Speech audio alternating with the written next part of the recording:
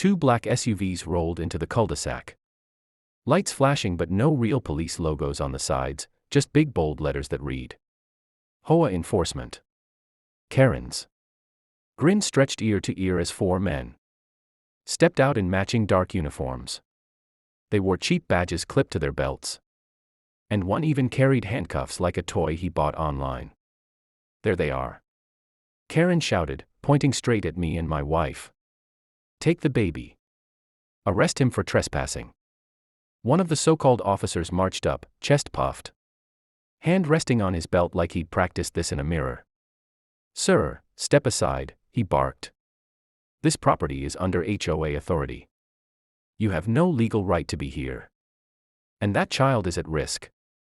My wife gasped, clutching our daughter tighter, her voice trembling. You can't take my baby. You can't. Karen, standing behind them, folded her arms smugly and whispered to a neighbor, watch this. He'll be begging me in 10 seconds. I stayed still, my jaw clenched.